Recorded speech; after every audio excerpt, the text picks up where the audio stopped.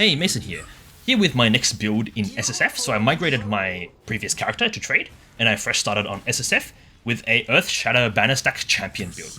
So the main idea behind this build is we use EarthShatter, which is a very tried and true meta skill, and the reason why we pick EarthShatter is because it pairs very well with warcries. And with warcries, we use overexertion to pop like warcries constantly, and there's actually a banner mastery that allows you to gain valor whenever you warcry.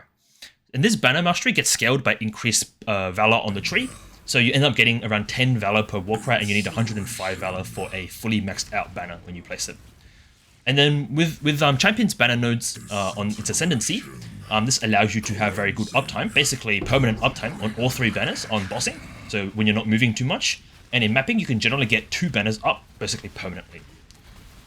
These banners are actually absurd.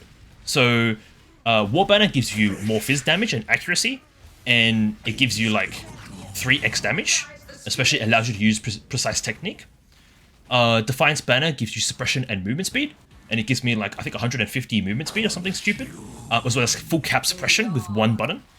And then Defiance Banner is the one that gives block, and currently it's giving me 65% attack block and around 30% spell block. But if I scale my aura effect more, it should give me even more. It should cap my spell block as well using Versatile Combatant. So, and also Defiance Banner gives you like life on block. So you can see here in this clip, this is just purely just Defiance Banner. I'm playing a 2-handed axe. I can't block, right? No shield. So I just pop down Defiance Banner, and it also gives you like 600 life on hit, like when you block, which is insane. So with these 3 banners, you just get a character that's just like ultimate. It's just a bunch of stats, you know? You stack a bunch of aura effect, you stack a bunch of banner stuff on the tree. There's like a few wheels that are very strong. And then you play standard EarthShatter with overexertion to have valor generation. And you have to play this on champion. It's mandatory because the champion ascendancy nodes give you so much valor, and they allow you to gain valor when you have a banner down. And the result is that you just have a character that's just basically a giant stat stick. You have full suppression cap. You have 65% attack block with 30 spell block at the moment. So that guy killed me through suppression and spell block. I got unlucky. And you also have like 500 life on hit, 600 life on hit, on block, sorry, from Defiance Banner, and you have like giant damage because War Banner. So I'll talk a little bit about an alternate option you can do. My mate Uber, who actually recommended me to play this build, he was playing it first, and I asked him about it, and it seems like it caught my interest after that. He basically baited me into playing EarthShatter when I said I wasn't going to play slams. But he's doing a take using a new Foulborn unique axe called Uul Netol. And this axe basically gives you 500% warcry CDR. So your warcries will have basically no cooldown. They'll be constantly proccing off auto exertion, which then constantly gives you valor, which allows you to have much easier management of uptime on banners. Basically allows you permanent 3 banners when you're mapping. With this setup I'm using, you can only really get banner uptime for 2 banners when you're mapping, at least from my testing, and that's mainly from abusing the champion ascendancy node, which I'll talk a little bit about later. But yeah, so Uber's take is using this axe, and the axe gives you 500% warcry CDR, which then allows you to have insane valor generation, allowing you to have very easy management of all 3 banners, basically permanent uptime. But personally, I don't really like the axe because it has a very low PDPS. It's like 600 PDPS, and I just like an axe that does more damage. That's really it. So I'm very stubborn. I'm just going to try and figure out how to solve the uptime for the banners in terms of without using this axe, because I don't like to depend on a unique in SSF. But that's basically the 2 takes. So I'll link his channel in the description below in case he makes updates videos, in case you want to see his variant. But hopefully that gives you an idea on how you solve problems for your build, or how you just build characters in general. But yeah, so this is, I think, the kill I had before. I just finished this kill. This was I forgot what this boss is called, but basically I'm trying some Impale scaling. But we'll see how that goes, and I'll probably give a bit more information about that in the later section when I talk about the POE.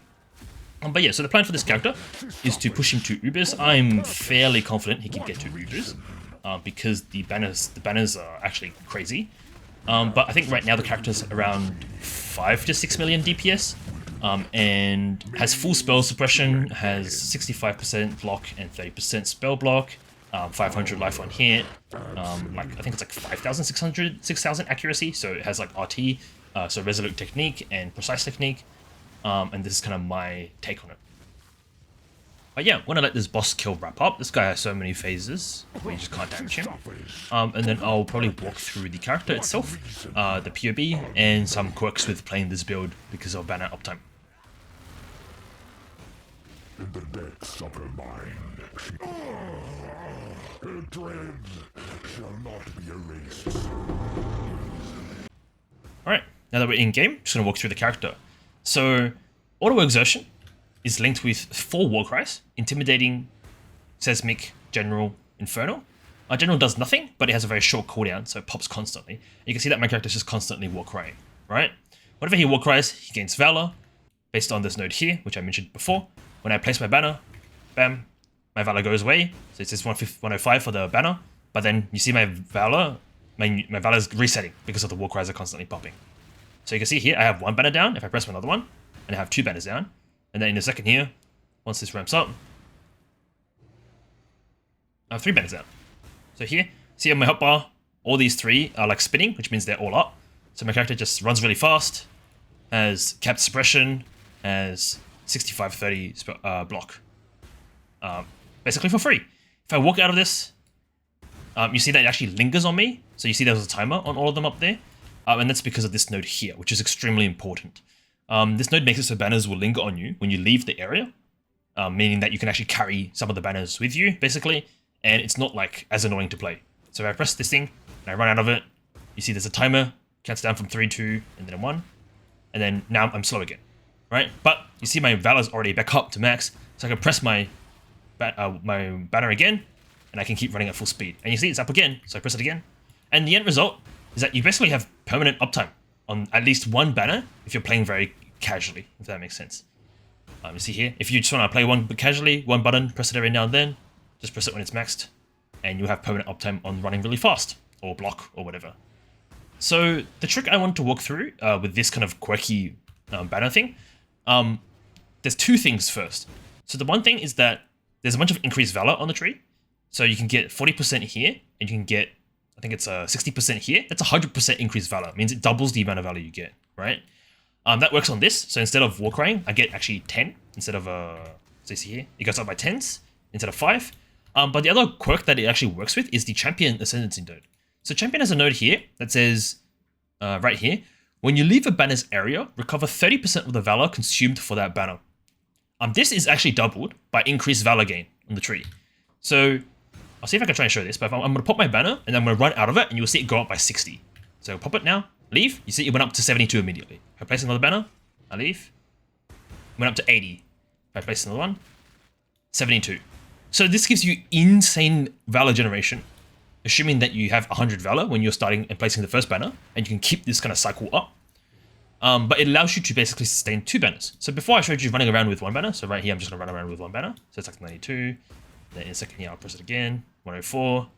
In a second again I'll press it again, 105. But you can actually sustain 2 banners. So if I press another banner, I press 1 banner now, and then I'm going to leave and press another banner, and then I'm going to leave and press another banner. So you see that there was a tiny bit of downtime, but it's nearly always up for both of them. Right? There's like one or 2 steps without it, and then it's just up again. So you can solve this with, there's a rune graph that gives you buff duration. That should work on this, I believe. But basically you can have like more or less 100% uptime. It's like 95% or whatever. But like it's basically permanent uptime on 2 banners because you're also killing stuff, right? And it says here something along the lines of, by default you gain 1 valor on melee kill or melee hit against real unique enemy, no more than once every 0.5 seconds up to maximum of 50. So when you're actually mapping, you will press your banner, hop in, EarthShatter, bam, and then banner, second banner, like this, EarthShatter, first one, blink out of it, EarthShatter, etc. And the other cool thing is that you can place banners while in EarthShatter's animation. So there's actually no, there's no clunkiness aside from actually pressing the buttons, right? So when I press my banner key, I'm going to run out, I want to EarthShatter, press my other one. And you can see that. So it's like basically permanent uptime on 2 banners, and it's not that bad to play because you can press your banner mid EarthShatter animation, and it's not like you can do anything else during mid EarthShatter, right? So it's basically more or less free. So you see, it's not 100% 105 every time, but it's pretty close to it. That kind of really covers the main kind of mechanic behind keeping uptime on this. On bosses, it's very easy. All you do is you press 1 banner, So normally I like to either press my defensive one, the block one, or my spell suppression one, or my damage one. It really depends on how confident I am on the boss. So say I want to play safer, I'm going to press my spell suppression one first.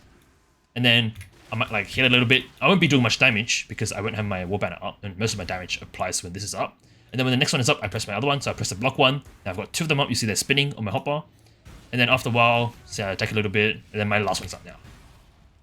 So now I've got all 3 banners up. You can also speed this up with a self-cast Enduring Cry, or just any warcry. I picked Enduring Cry because it gives me endurance charges. So I can manually press it to sustain endurance charges. And the main reason why is because your banners last a really long time, because I am using more duration support. So I don't actually think it says, but the banners last, let's see. It says 31 seconds. Banners last 31 seconds on each of them. And so it's 33 seconds. So basically what I normally do on a boss fight is I'll place my banners. So I'll place a war banner, and then just do whatever, right? Wait for the next one. I might Enduring Cry just to get a bit more regeneration. The next banner, then etc. Whatever. Then Enduring Cry, nearly there. And then my last one. And then I just like hit the moss. I just go ham for 30 seconds, basically. A little bit less than 30 seconds, because the first one will be on 30-second cooldown. So it end up being like 10 or 15 seconds. And then I just Enduring Cry manually for endurance charges, because it gives you endurance charges when you hard cast it next to mobs. So I'm not next to any mobs, so it's not giving me any, right? Because I'm not taking the warcry mastery. You can take it if you want. I'm just deciding not to take it because the minimum power doesn't affect every other warcry, I think.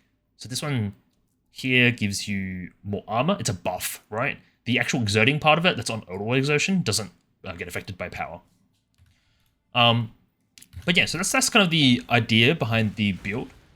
In terms of my gear, this axe is tier 3, and attack speed and mana leech, printed by Tree. This helmet is double res, life, armor, and accuracy. So this is a really good helmet that I upgraded recently. I'm gonna go to my hideout so it doesn't my character stops crying and being really loud. But previously in my helmet, I'll just show you the gear I killed on most of those bosses are on.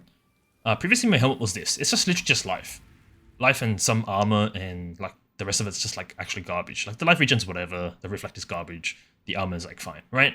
So I printed this one from Tree after this one has 1 res, and I crafted another res, and it's got accuracy, which is nice because it helps you cap with precise technique. So this one right here, you need to get your accuracy above your life, and it's got 1 res, right? So currently my reses are 76, 75, 71. When I press 1 banner, which you always have 1 banner up, right? It will cap, right? If I have all 3 banners up, so if I go back to the plaza, and I show you what this looks like with all 3 banners, the reason why they actually give you res is because of this node right here. It gives you 5% early res, and I think this gets boosted by banner effect. So when I end up pressing my banner, when I have like 104, so I'm gonna wait for the warcries, the valour to go up. So when I press my 1 banner, my reses are like 200 overcap, 190 overcap, 170 overcap. If I press another one, it's not a banner. There's another banner, 300, 300, 270, and then I wait for the last one. Okay, so I got like 400 overcap res. Yeah, so the actual thing is that if you play with 1 banner, and say that these banners drop off, right? So if you can cap your res, you can actually just kill all the bosses with just this banner and just maintain uptime on 1 banner that will cap your res, and you don't need any res on gear. That's what I was doing all the way to like to like yellows and reds. The only reason why I started capping my res was because I got this helmet, right? And it's got res on it, and it's got an MT suffix. I'm like, okay, I'm gonna craft res on it, right? But this works for elemental res only because chaos res doesn't give you chaos res, the banner. But just keep that in mind. So my gear is like pretty garbage, I think. The axe is like pretty good. It's like probably the piece that's the best because I've been spamming the Tree for it. It's 740 PDPS, career chopper. And then helmet is now just life and accuracy and fire res, but you just really care about life and accuracy. Life and fire res. Sorry, life and accuracy. Or you can just care about life, right? You literally don't need accuracy for a while until you get more life. So at this life, I'm like super overcapped. My chest piece is a 6-link with res, and some armor. It's like very mediocre armor, crafted armor. This ring is level 72, so I haven't changed it since. But it's like literally just chaos res, elemental res, and life crafted. This ring here is just high life and cold res, and like everything else is useless. The fizz leech is nice. The non-channeling skills is very important. You get this from Orchard. My amulet, should I go back into hideout? Amulet is just like life strength. Like The res actually doesn't matter because you can cap it. Obviously, it's nice to cap it in case you have downtime, like in case you just mechanically screw up. But you should have 100% uptime on one banner always. But yeah, so this one is just like life, strength, dex, which I needed on my character, and the warcries cannot exert craft. And then my gloves are also from tree, I think. They're just life and leech.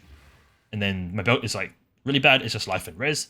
But you don't even need res again, like I mentioned before. My boots are life and the avoid shield craft. That's it. And then there's obviously res, right? Because I printed it from tree and it just gave me res, so I just put it on. But again, if you have 100% uptime and you're playing softcore, you can just skip res. Like honestly, you can actually skip it as long as you just play properly, right? Obviously, no one's gonna play perfectly always. So you might suddenly explode, and obviously it's because your banner wasn't up. But yeah, so that's why you should always cap. But you can basically cheat your way into like a much further progression without bothering with suffixes for res. But yeah, so flasks, whatever, quicksilver, silver. I'm gonna put a granite flask. It's in the middle of being crafted. I need 2 more of these and 1 more of these to craft the automation thingy. So for the time being, I just have a random flask on it. I've just been playing with an empty flask, to be honest. But yeah, I think that more or less covers the character in game. In terms of my progression, I am 104 out of 130. I need to get my 2 void stones. So I've got 2 of them, these 2 guys, and then I need what is it, Maven and Uber Elder, I think it is. Yeah. So I haven't started on that because my map progression, I barely just made it. So I'm missing some here, missing a few here, missing some here. I'm missing some here, and then I'm missing, I think, like 1 or 2 here. So I have like 1 here, and that's missing this completion as well. So I basically just made it into tier 16s, but that's just because of my playtime. I think my character has a play of, it's like 1 day because I've been taking it easy and kind of AFKing. I've dropped 3 divines, which is crazy because I dropped 0 on my previous character in SSF. But yeah, I think that's what's going to wrap it up for in-game. I'm just going to hop over to POB. Alright, in POB now. Over here, we have the loadouts like I usually do. I just take a snapshot of my character at basically every stage that I think is reasonable. For leveling, it's very, very easy. You're playing Sunder Gaming. So, let's see if it says here. This skill right here, I'm going to disable this. This is not my main skill links. This is your main skill. It's Sunder, Ruthless, Malefi's Cruelty. I basically followed FaZe Plays POB. So FaZe Plays is a slam build. I literally just went Spectral Throw, followed this, and then next one, Sunder, Deep Slam, whatever. Then blah blah blah, exactly the same. So pathing like this, and rush to Resolute Technique, and then that's like level 37, right? So level 37, this is my tree. I literally copied FaZe Plays, except I pathed over here for Mana Leech and the Reservation, and I went straight up to RT and grabbed the X Mastery, and then the reason why you need this Mana Reservation is because you want to start reserving some auras. So you have 2 warcries here, sorry, and then 2 auras here. And I don't think you can fit, I think you have to take out one of them. I think it was this one. Yeah, so you can play Herald of Purity and No Flesh and Stone, and then War Banner, Pride, and Sesame Cry. You don't really use banners in the early game because you don't really have the Ascendancy nodes and the Valour generation. But basically you're just ignoring all the banners. I just put them in for leveling, and then you're just playing Pride and Sesame Cry and Standard Sunder Gaming.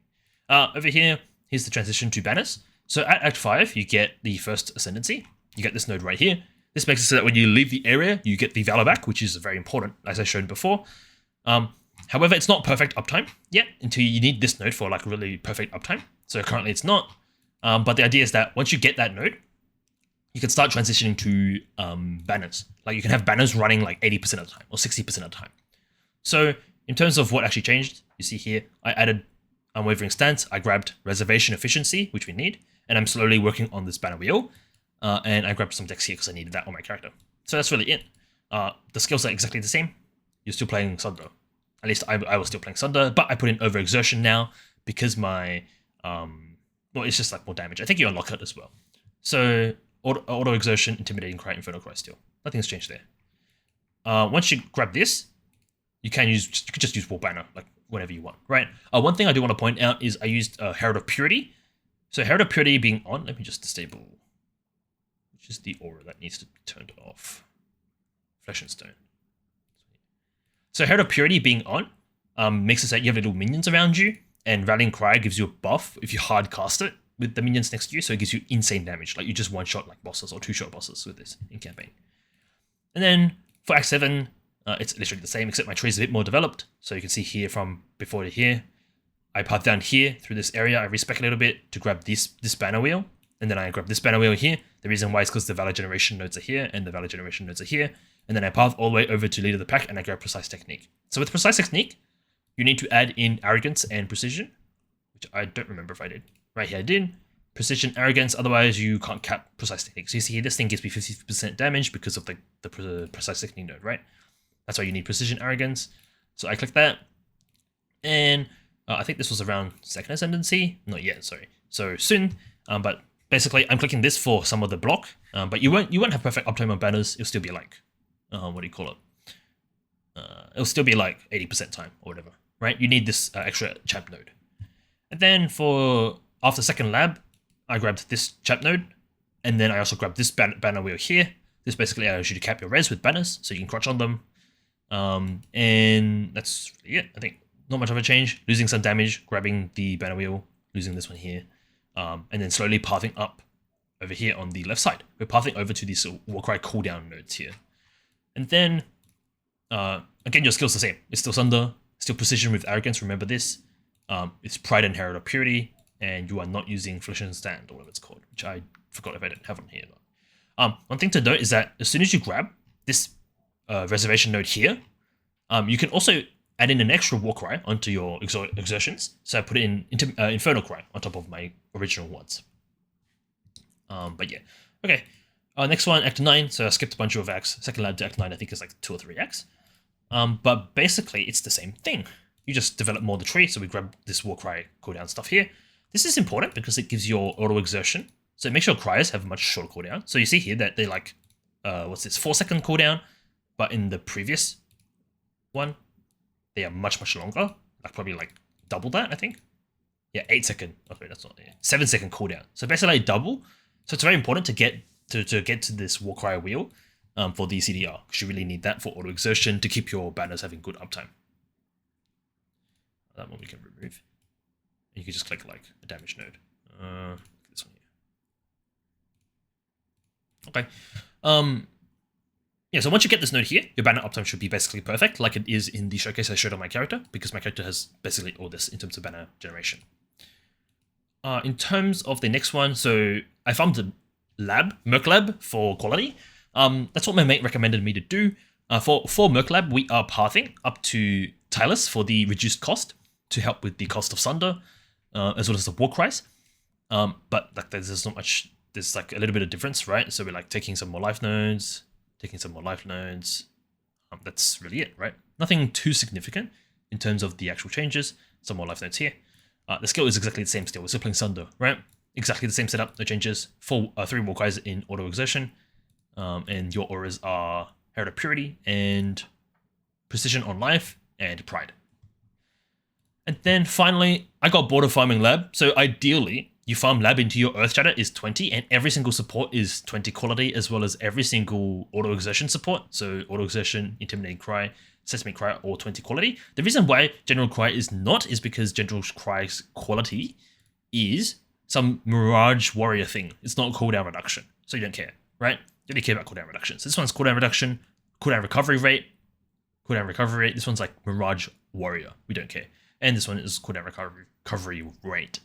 The other warcry you do want to quality up, which I forgot, was Infernal Cry here. So make sure you also quality this up. I'll just put a 20 in here.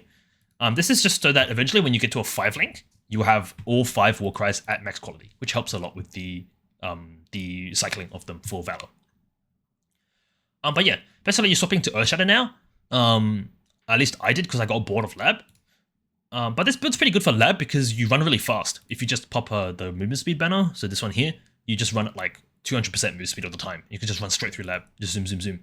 One thing you can grab here if you are sometimes dying, you can grab a life mastery. This one here, recover life when you place a banner. You're placing a banner with 105 valor, which results in, I think it's like 25% times 3, so it's like 75% of your life. So it's a full kill basically when you place it. Insane. Also, I recommend you get the Banner Stake, increased damage, mastery when you can as well. That one's really good because I think it actually scales with banner effect. So I got tired of lab, I just like left, right?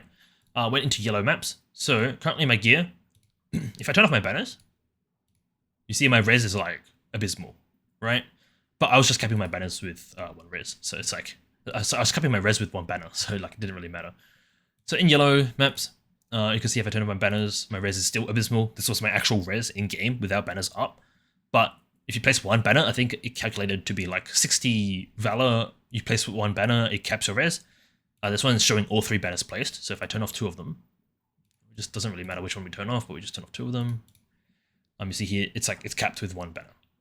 So very free. But yeah, so one thing to note is that you want to put more duration into your banners because of the thing I showed you with the bossing, to make them have really long duration, like 30 seconds, so that you have to constantly cycle them. Otherwise, you will have to constantly cycle them as soon as the one is about to finish. It's like a bit annoying, right? You want some uptime to just smack the boss for a bit. The other thing to note is that we are using a 5-link in here, and if you're using a 5-link in here, you have to drop Herald Purity because you don't have enough reservation. So I dropped Herald Purity, which was in the previous one. So you see here, Herald Purity is here. This is 25% reservation. I dropped Herald Purity for Blood and Sand, which is 10%. And the damage it gives, the more area damage, is actually very similar to Herald Purity. You just miss out on the minions and Rallying Cry, which is like insane damage. I am considering putting it back in. I'm not sure how. Probably need more reservation efficiency or an Anoint is what I'm thinking, but we'll see. But yeah, so once you have 5, this is basically your best in slot links until you get Enhance, which I actually did drop in SSF somehow. But I haven't really bothered. You don't really need to rush a 6th link for this. You just want a 6th link on your damage skill, because more damage is good, right? But yeah, so more duration on the war banners here. Swap out Herald of Purity for Blood and Sand. Precision stays on Arrogance, otherwise you can't use Precise Technique.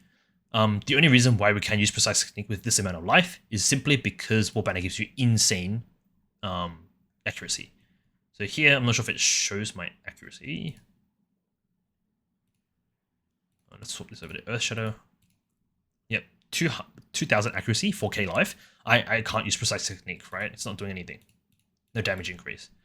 But because War Banner, when it comes down, it does actually work, and it overcaps my accuracy. So keep that in mind. Make sure you check POE to make sure that you have enough accuracy. If you need more accuracy, there is an accuracy wheel here.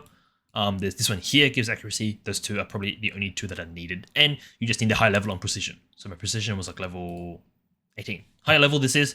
Stick it into lab. Like if you get the lab level gem opportunity, stick it into lab. Get this thing up to 20 as soon as you can, because it helps you with the accuracy for Precise Technique. Okay, so the next thing. Alright. The next thing is the channeling craft for mana. So over here, I don't have it yet. But in my 2 stones down POB, I should have it. Let's see if I have it. Yeah. Do I have it? I don't. I'll probably just import my character again. But the mana craft for 2 stones. So I'll just type in.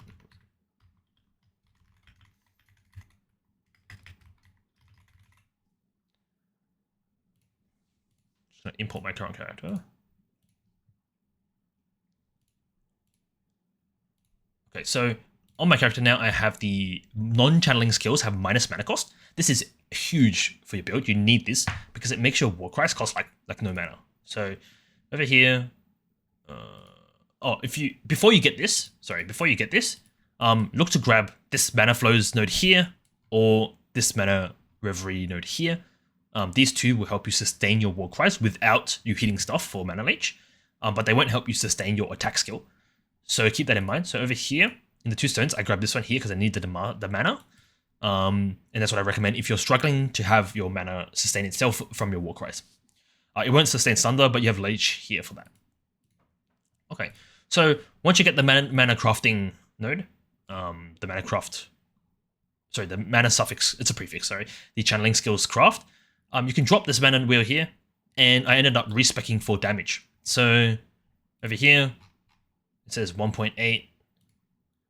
Over here, let's see what it says. It is probably not calculating correctly. I forgot how to do this.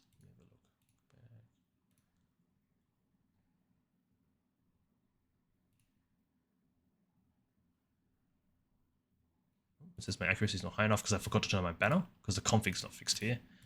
That was the reason why. Put this on max. You have both of these. You have this. You have this. You have 30 rage. This and we use this and we also done this. Okay. So in terms of damage, it's like 1.8 and then another bit, a small bump to damage. But this is only just a hit, right? There's also the 2 spikes, which I haven't calculated in POE. So the actual damage on my character at this moment in time is probably something like... It's like 6 million DPS. So it's 2 EarthShatter spikes and the actual hit from EarthShatter. But I'm just going to calculate it without these spikes. But yeah, I think that basically wraps this up. I will just talk a little bit about Impale. So... I'm not really sure how good Impale is, but the way I understand it is because there's a champion node here. It says Impales last an additional hit, right?